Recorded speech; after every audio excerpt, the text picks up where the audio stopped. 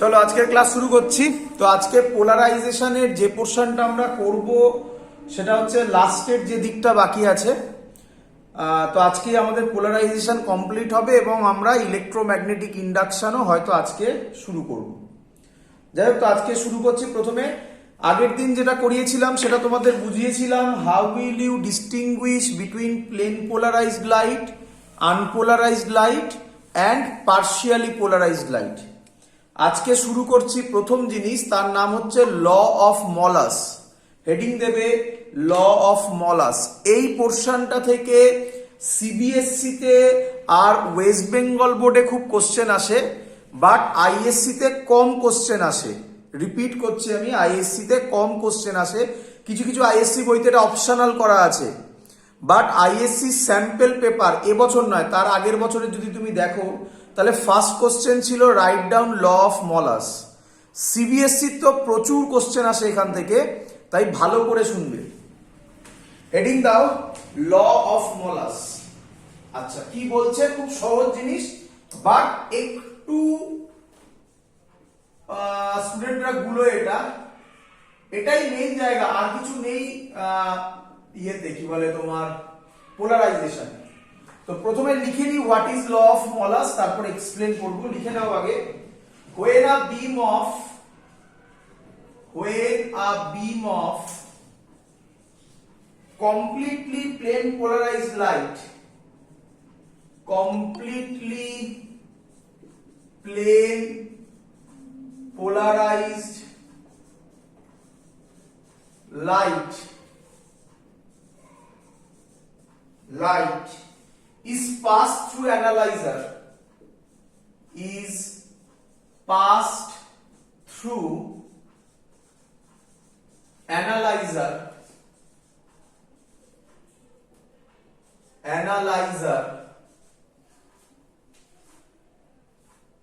the intensity I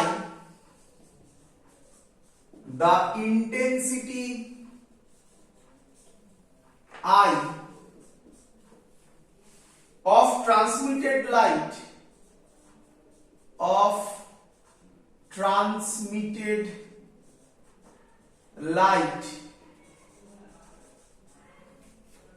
varies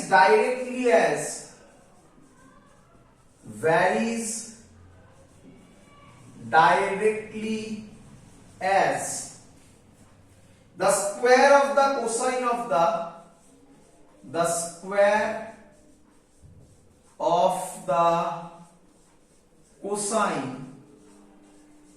of the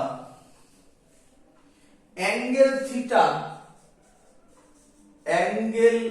theta between the transmission direction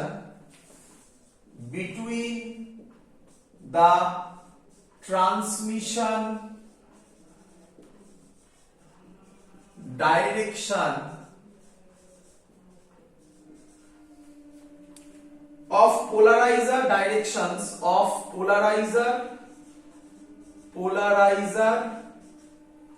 and analyzer. চলো, আর কিছু মুখস্থ করার কিছু নেই, একদম সহজ জিনিস, চিন্তার কিচ্ছু নেই, আমরা আরামসে জিনিসটা বুঝবো। আপাতত নোট ডাউন করে নাও, তারপর বোঝাচ্ছি। সবার ক্লিয়ার? লেখা হয়েছে? বলবো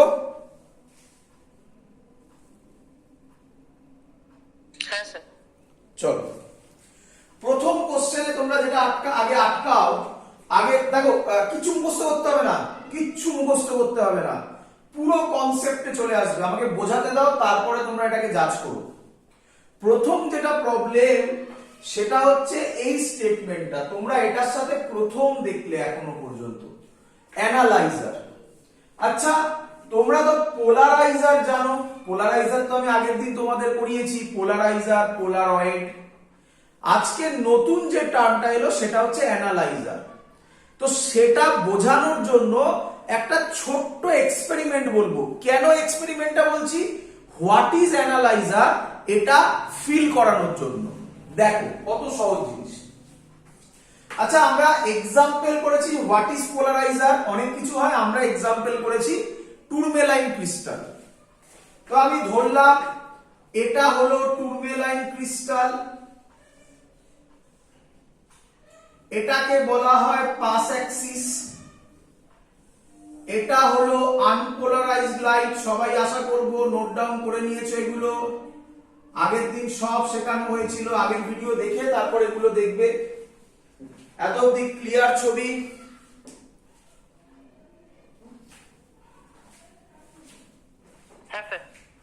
এবার বলো, ভালো করে দেখো, এই টুরমেলাইন ক্রিস্টালটা এই আনপোলারাইজড লাইটটাকে কিসে কনভার্ট করবে বলো?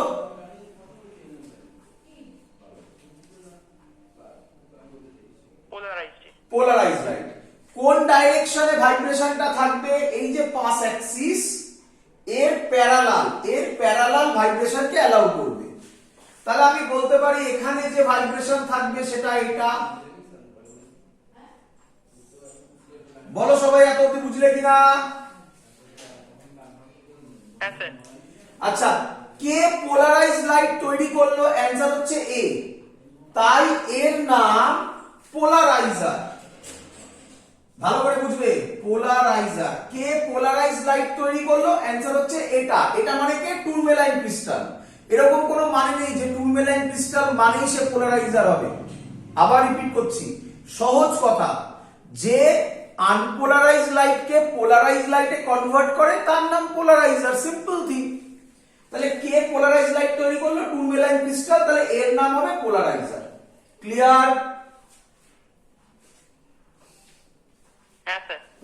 মজাদার ব্যাপার, খালি চোখে তুমি বুঝতে পারবে না, খালি চোখে দেখে তুমি বুঝতে পারবে না এটা আনপোলারাইজড আর এটা পোলারাইজড। খালি চোখে তোমার একই মনে হবে। তাহলে আমি বুঝবো কিভাবে যে এটা পোলারাইজড হয়েছে? আপনি তো এঁকে দিলেন, দেখার সময় থোড়াই এরকম কিছু দেখতে পাবো? দেখার সময় তো লাইটই দেখতে পাবো যাচ্ছে। তার জন্য একটা সেটআপ করা হয়, সেই সেটআপটা বুঝো এবারে। তাহলে আমাকে কে বলবে এখন আমি যে সেটআপটা করতে চলেছি সেই সেটআপটা কি ডিফাইন করবে? যে এই লাইটটা পোলারাইজড কি আনপোলারাইজড? বলো বুঝলে কিনা?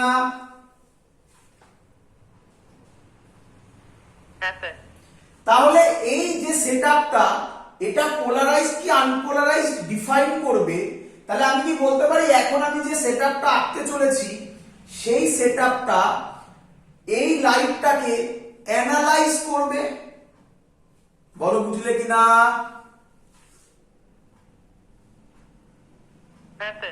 তাই এই সেটআপের নাম অ্যানালাইজার। কি সেটআপ? কিছুই নয়, আবার একটা টুরমেলাইন ক্রিস্টাল, আবার একটা টুরমেলাইন ক্রিস্টাল। তাহলে স্যার টুরমেলাইন ক্রিস্টালই পোলারাইজার, আবার টুরমেলাইন ক্রিস্টালই অ্যানালাইজার। এটার নাম এবারে অ্যানালাইজার। অ্যানালাইজার। এবার বোঝো, এবার বোঝো। আচ্ছা, এটার পাস অ্যাক্সিস এটার পাস অ্যাক্সিস প্যারালাল, এখানে যে ভাইব্রেশন আসছে সেটাও পাস অ্যাক্সিসের প্যারালাল। তাহলে এই পাস অ্যাক্সিসেরও এটা প্যারালাল, তাহলে পুরোটাকে অ্যালাউ করবে, হ্যাঁ কি নয়? তাহলে আমি এখানে যেটা পাবো স্ক্রিনের মধ্যে সেটা হবে ম্যাক্সিমাম ইন্টেন্সিটি। আমি এখানে একটা স্ক্রিন দিলাম, এখানে একটা স্ক্রিন দিলাম, স্ক্রিনে যেটা পাবো এখন এই অবস্থায় এটা দেখতে পাবো ম্যাক্সিমাম ইন্টেন্সিটি। ক্লিয়ার সবার?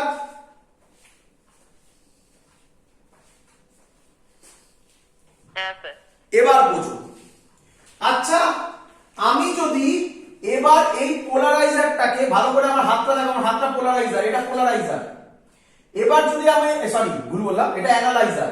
আমি যদি আমার হাতটাকে এবার একটু রোটেট করি, মানে অ্যানালাইজারটাকে একটু রোটেট করলাম, তাহলে পাস অ্যাক্সিস একটা অ্যাঙ্গেল করবে, হ্যাঁ কি নয়? পাস অ্যাক্সিস যেই অ্যাঙ্গেল করবে এর উপর এই যে লাইটটা পড়ছে এইভাবেই লাইটটা গিয়ে পড়বে। এটা কি প্যারালাল ছিল? তাহলে এটা অ্যাঙ্গেল হয়ে গেছে পাস অ্যাক্সিস। তাহলে এবার এর দুটো কম্পোনেন্টে ডিভিশন হবে। দুটো কম্পোনেন্টের মধ্যে যে কম্পোনেন্টটা পাস অ্যাক্সিসের প্যারালাল হবে তাকে পাস করবে, যে পারপেন্ডিকুলার হবে তাকে ব্লক করবে। তার মানে এটা শিওর যে যদি এটা পোলারাইজ লাইট হয় আমি এখানে দেখতে পাবো ইন্টেন্সিটি এই অবস্থায় ছিল, রোটেট করছি তাহলে আমি দেখতে পাবো ইন্টেন্সিটি কমছে। বলো ক্লিয়ার কিনা? এবং ফাইনাল যে পজিশনটা এটা শিখিয়েছিলাম আমি আগের দিন, আবার ফাইনাল যে পজিশনটা সেই পজিশনটাকে বলা হয় ক্রস পজিশন। এর একটা নামও আছে, ক্রস পজিশন। আশা করব সবাই বুঝতে পেরেছো। এইভাবে যখন থাকবে পুরোটাই পারপেন্ডিকুলার, ইন্টেন্সিটি যদি এটা ফুললি পোলারাইজড হয় আগের দিন বুঝিয়েছিলাম ইন্টেন্সিটি 0 হয়ে যাবে। যদি এটা পার্শিয়ালি পোলারাইজড হয় ইন্টেন্সিটি মিনিমাম হয়ে যাবে। তার মানে সহজ কথায় যদি আমি অ্যানালাইজারকে রোটেট করি তাহলে যদি আমি স্ক্রিনে ইন্টেন্সিটি ভ্যারিয়েশন দেখতে পাই, এটা তো আমি খালি চোখে দেখতে পাবো ইন্টেন্সিটি কমছে বাড়ছে, ইন্টেন্সিটি ভ্যারিয়েশন দেখতে পাই, তাহলে এটা polarised light. Otherwise intensity variation না পেলে আনপোলারাইজড লাইট। সো এই টুরমেলাইন ক্রিস্টালটা এটাকে অ্যানালাইজ করছে, তাই এর নাম অ্যানালাইজার। বলো বুঝলে কিনা এবারে অ্যানালাইজার কাকে বলে?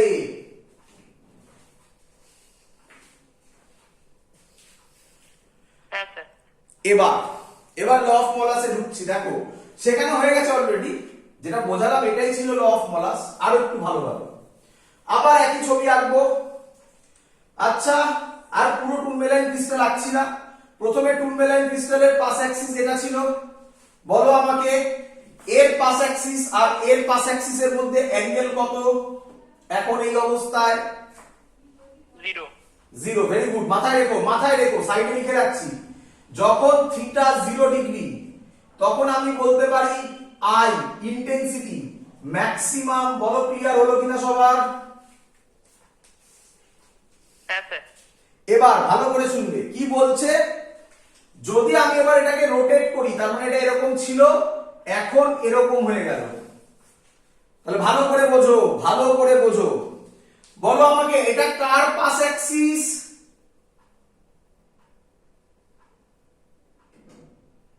এক্ষুনি এঁকেছিলাম, নাম দিয়েছিলাম এখানে। কার পাস অ্যাক্সিস এটা? অ্যানালাইজারের পাস অ্যাক্সিস। এটা কার পাস অ্যাক্সিস?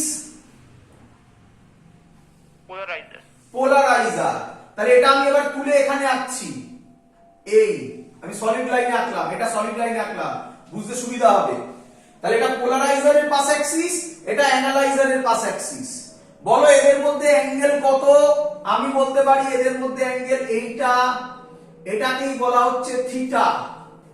তাহলে কি বলছে এখানে যে ইন্টেন্সিটি ভ্যারিয়েশন হবে খানিকক্ষণ আগে যে বললাম ল অফ মোলাস তার ম্যাথমেটিক্যাল এক্সপ্রেশন দিচ্ছে। কি বলছে? এই intensity directly proportional to cos square theta হবে। খুব সাবধান, cos স্কয়ার থিটা হবে। কেন cos স্কয়ার থিটা? ভালো করে বোঝো। দেখো প্রথম কনসেপ্ট এখানে যদি থাকে, এটা যদি ভাবো, এটা যদি আই হয়, এখানে যে লাইটটা পড়ছে এখানে যে কম্পোনেন্টটা আছে সেই কম্পোনেন্টটা পুরোটা পাস করলো। এবার এখানে অ্যাঙ্গেল হচ্ছে থিটা, তাহলে বলছে এখানে যে লাইটটা বেরোবে তার ইন্টেন্সিটি ডাইরেক্টলি প্রপোর্শনাল টু কোসাইনের স্কয়ার। আর থিটাটা কার মধ্যেকার অ্যাঙ্গেল? বলো কার মধ্যেকার অ্যাঙ্গেল? অ্যানালাইজারের পাস অ্যাক্সিস আর পোলারাইজারের পাস অ্যাক্সিস। এবার ল পড়ো।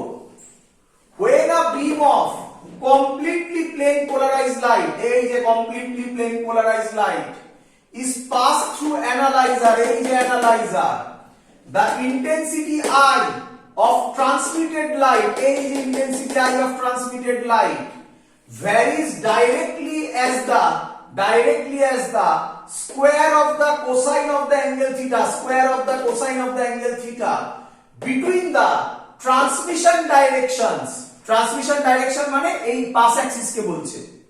Transmission directions of polariser and analyser. বলো ক্লিয়ার কিনা? এই I proportional to cos square theta এটা কি এক্সপেরিমেন্টাল নাকি প্রুফ না না, প্রুফ তো অবভিয়াসলি দেখো এইভাবে ভাবতে পারো কেন cos স্কয়ার থিটা এলো তার ভিউ দিতে পারি নিঃসন্দেহে। বলো আমাকে, এটা হলো আনপোলারাইজড লাইট, এটা প্রথমে ভাবো একটা পোলারাইজার, এটা একটা অ্যাঙ্গেলে আছে। যদি এটা একটা অ্যাঙ্গেলে থাকতো তাহলে এখানে যে কম্পোনেন্টটা বেরোতো সেটা directly proportional to cos theta হতো। এটা বলো বুঝলে কিনা? হ্যাঁ স্যার। এটার জন্য আবার একটা cos থিটা আসবে, তাহলে কটা cos থিটা হলো? দুটো। তার জন্য cos স্কয়ার থিটা। ক্লিয়ার?